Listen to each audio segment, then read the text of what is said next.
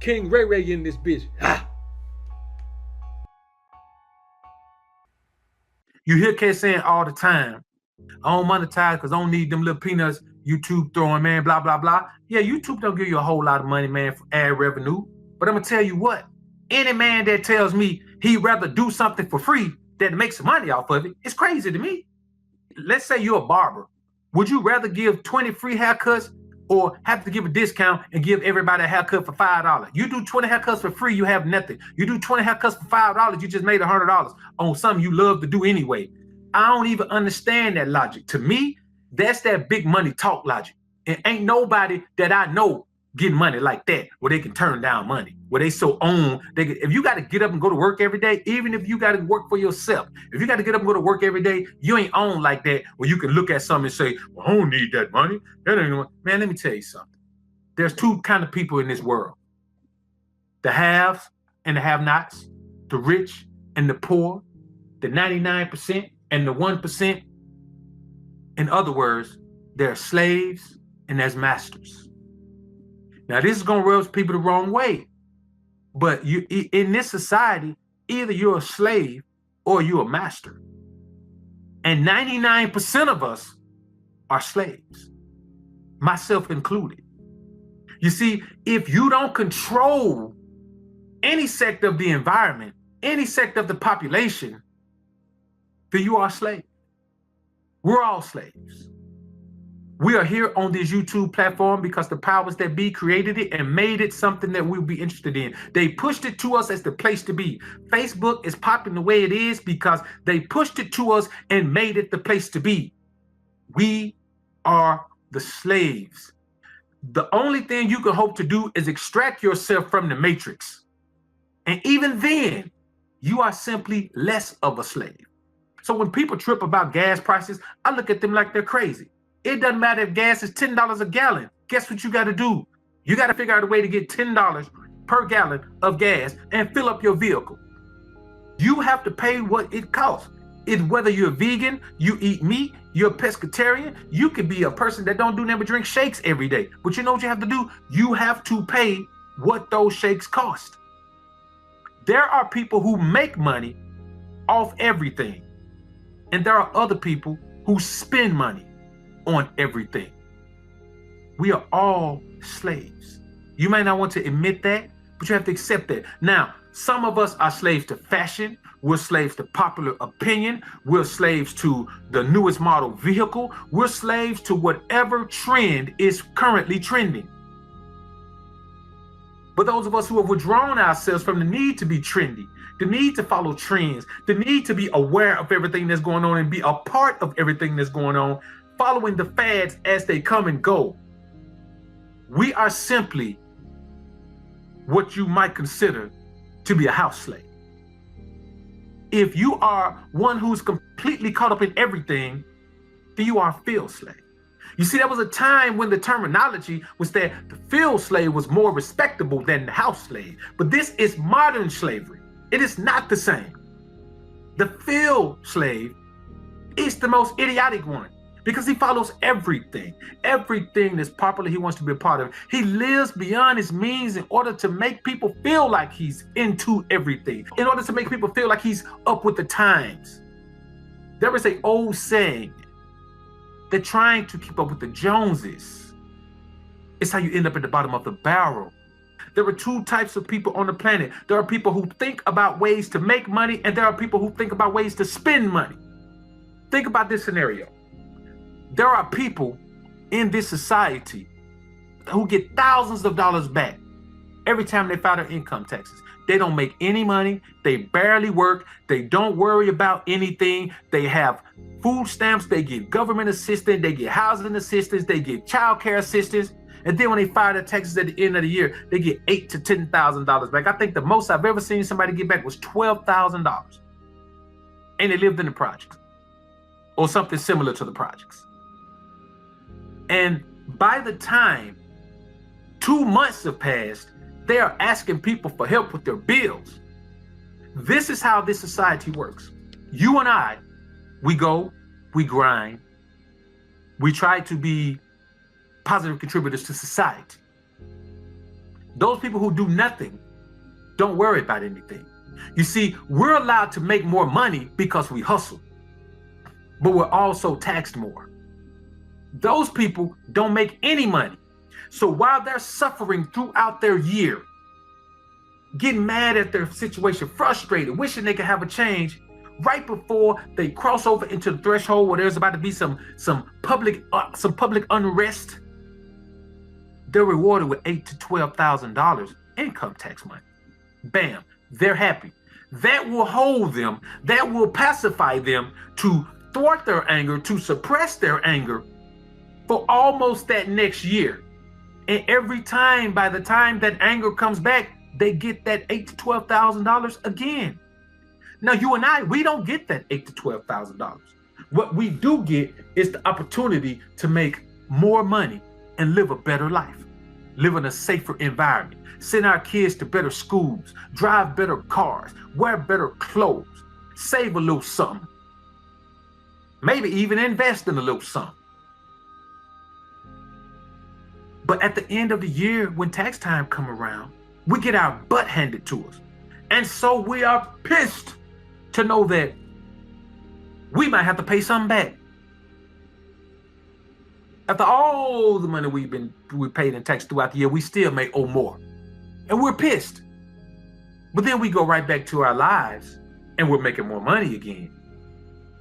That's why the society is set up where after Christmas, the first of the year, the first quarter is the strong quarter. Everyone is waiting for the first quarter. After Christmas, the year starts over. People in a great mood. They're feeling festive. They're feeling positive. They're feeling motivated to achieve their goals. They always start, the first quarter starts off strong. And you're pacified. You're okay. Because now you remember why you had to pay those taxes, why you didn't get any money back. You remember now that you make pretty good money. You're doing okay. So you see, there are ways to manipulate the slaves. And the slaves are being manipulated. Think about this.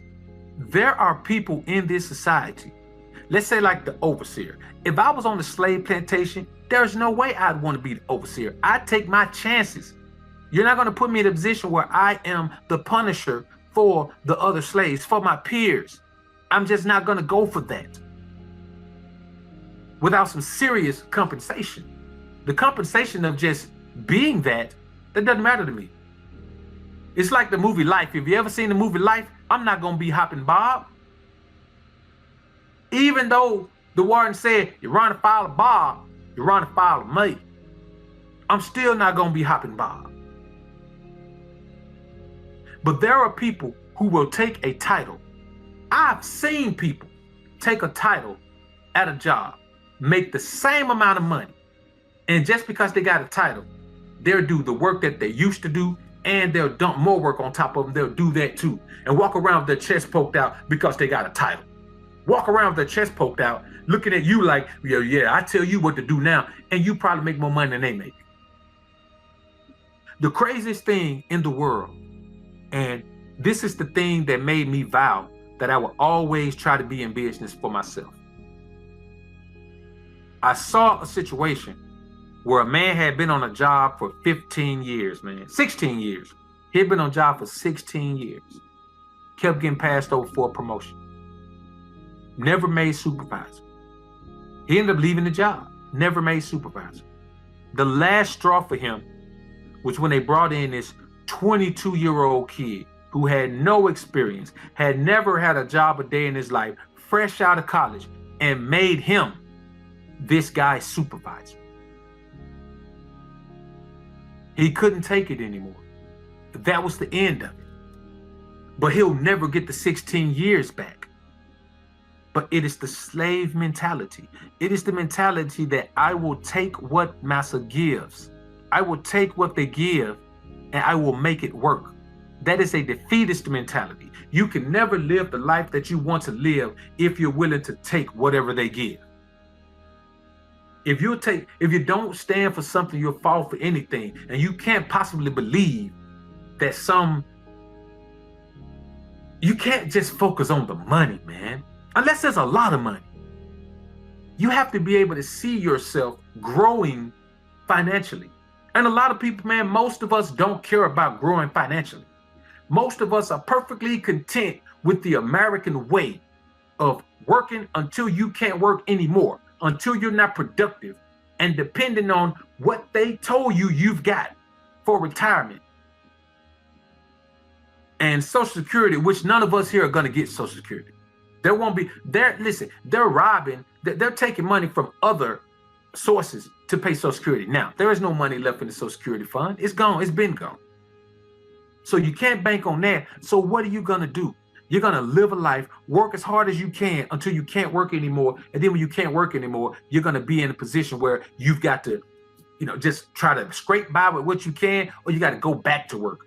The worst thing in the world is to retire and go back to work, because you realize that all that time you worked, you still can't live a comfortable life now that you're retired. It doesn't make sense, but it's the way it is set up. It is set up for you to believe that there's a pot of gold at the end of the rainbow, and then you realize that it ain't even no damn rainbow. It's a strip of paper that someone's painted different colors and put it up on the wall, and all this time you've been thinking it's a rainbow. There is no pot of gold at the end of the rainbow. There's a pot. The gold has been gone. So you can't afford to live in a fantasy world. Look at the people who've done it before you. How many people do you know who worked until they were 62 or 65, whatever the age is now? I think it's 62 now. How many people do you know who've worked a job until they were 62 and now they live comfortably? And people say, well, it's not about living comfortably. It's not about balling out. The hell you say? If I work somewhere 25 years, 30 years until I'm 65 years old, I'd be damned if I don't want to ball when I'm done.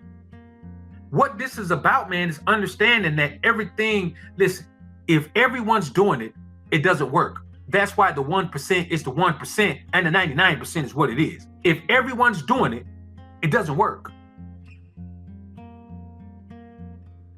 Period. Anything that everyone's doing doesn't work. So when you see somebody taking, you see some people drinking these teas or doing all this crap, they sell a whole lot until people realize, man, it doesn't work. There is no quick way to lose weight. There's no quick way to get fit. There's a quick way to lose weight. Start smoking crack, you'll lose weight. But there's no quick way to get fit, to get in shape, to recapture your health.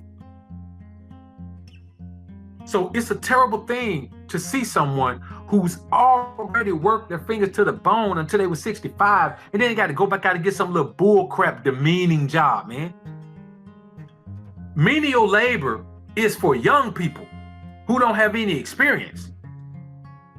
It is not for people who've been working a job for years, man. That is not the type of person you want to see. It pains me, man, to see an older person, especially an older black person. Because 9 times out of 10, if you're black and you got to go back to work, you worked a pretty tough job when you were working. So physically, you don't have what it takes to continue working a job, but you're forced to. And you know what happens? We don't have any programs. We don't have any scenarios set up to where a person like that can be assisted. This is how you can tell if your view is the view of a slave. You look around and you see other people struggling and it doesn't bother you. You look around and you see the elders living bad lives and it doesn't bother you. You look around and you see your peers struggling to grasp what it takes to be successful and it doesn't bother you. That is the mentality of someone who's used to living in that squalor, who's used to being in that environment, who's used to it for themselves. And so it's normal for them to see other people struggling. How many people do you know who have that life? So this is the thing, man. And I say this and I'll say it all the time. You deserve what you accept. If you accept being grossly underpaid for doing a service or a job, man, that's what you deserve. But you also deserve what you demand. If you know your worth and you demand that, you deserve that. But you don't believe you deserve that if you accept less than that. You cannot live a life every day where you're working your butt off. You working your fingers to the bone, you grinding. And then at the end of the month, after you pay your bills, you ain't got nothing. And sometimes you're not even living beyond your means. There are people who don't even live great lives, who that is their story. Do you understand the concept of living check to check? Living check to check is poverty, man. If you don't have enough money put to the side where you can sustain your life for at least 6 months, if your income stops, you are poor. You are broke, man. That's why I say, man, practice minimalism. Everything you buy is taking money from your coffer, from the coffer you need in order to sustain yourself. Listen to, our lives are stressful. If you have to go to work every day because you need your check to pay your bills, you are living in poverty. Just because there are people who live worse than you, those people are living in third world country conditions. You can't compare I never compare myself to the people who are living in third world country conditions and say, well, at least I'm doing better than them. It could be worse. I don't look at it from the perspective of it could be worse. I look at the billionaires and I say, it could be better. It should be better. You can't just sit and accept your plight simply because you can look down your nose at someone else and say, well, I'm doing better than them. That's idiotic, man. As a matter of fact, look at it from this perspective. If you're living check to check, you are actually in worse shape than someone who's living in the projects. Because you know what they're not doing? Stressing about their check. Stressing about not being able to take that. Man, if you can't take days off when you're sick, you're in bad shape, man. The majority of people don't have a right to brag about anything because the majority of people have a negative net worth. If your net worth is negative, that means you owe more than you make. That means you owe more than you have. That means you owe more than you're worth. If you owe more than you're worth, your balance is less than zero in the world, man. And you know what we do? We'll have no money, but we'll be the type who struggle. I mean, we struggle to make sure we pay those bills on time. Won't even pay ourselves. We'll be broke, but we'll be current. And you know what happens? They look at you and they say, now that boy there, that boy's a good one. That gal there, that gal's a good one. Let's send her a credit card off. Let's send that old boy that old credit card off. Let's see if we can get that old boy there to trade that car in and get him an earning. Matter of fact, let's see if we can get that old boy there to keep that car he's got and buy another. If we can, get this old fella here to come over here and get one of these old upside down mortgages on a brand new home. That's what they do. If you are in this society and you are trapped in the matrix, you are a debt slave.